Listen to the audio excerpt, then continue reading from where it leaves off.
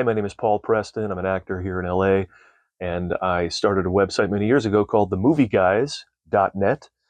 And you can go there for all manner of podcasts and articles and sometimes reviews. And I started a couple other things, movie trivia nights and an LA film locations tour where I take people around and show them where their favorite movies were made in LA. So you can take a studio tour and walk around there a lot, but movies were filmed all over LA.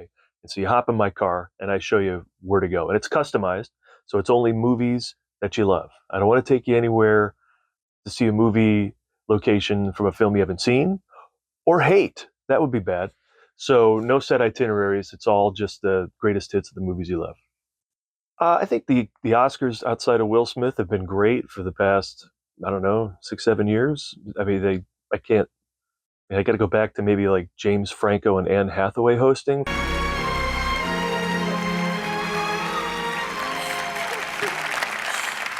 Oh my gosh, you're all real. Wow. For the last time, it was kind of lame.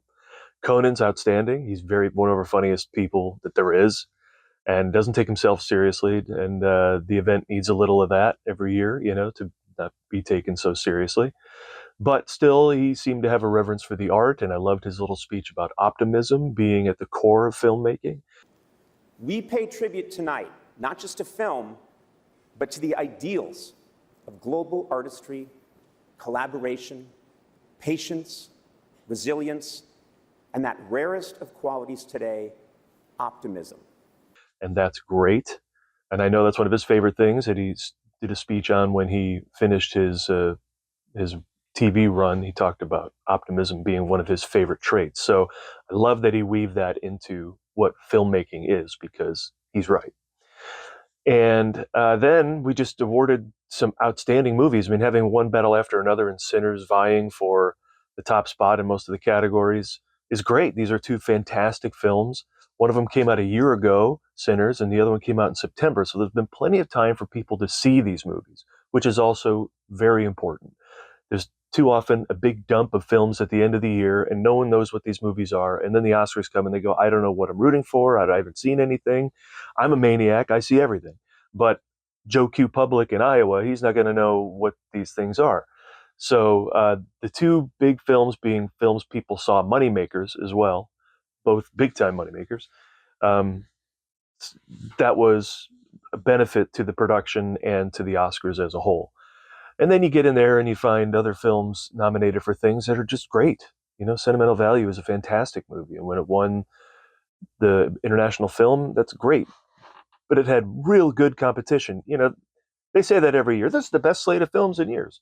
It's a great slate of films most every year. I mean, they do whittle it down to just the best stuff. So if you're paying attention, it's a great night. If you're not paying attention, then you tune into the Oscars. Hopefully you learn about these movies, and now we'll go and see them. So that's another goal of the Oscars as well. So hopefully there's an uptick for films that didn't have an audience before, yet won. So we'll see. Amy Madigan won Best Supporting Actress for Weapons, and it was in the theaters. Yeah, and it made like $100 million. No, it did really well, yeah. The stuff that didn't make it to theaters were things like Frankenstein didn't have a regular run. You can see it here in LA because it's LA, but most people probably saw it on Netflix. And K-Pop Demon Hunters had a run on Netflix. Then it went to theaters and made a bunch of money there too. That's how much of a phenomenon that movie is. But no, Weapons played in theaters and is a really good movie. Horror had quite the night last night because once you can take your film and it's kind of transcend the genre, like with Get Out or something, then you've got a shot at awards. Otherwise, it's just your routine, basic, run-of-the-mill horror movies, and they make a ton of them because they're cheap.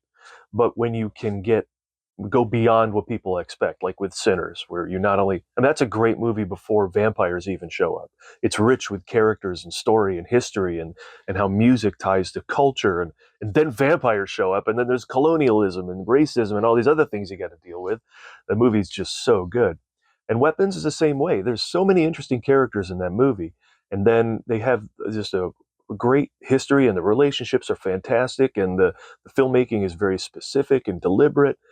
then there's crazy witch stuff as well, like, so that both those films succeed on that level of being great before their horror element even takes over. And then when that happens, then it's even better. The big surprise was Mr. Nobody Against Putin winning the best documentary.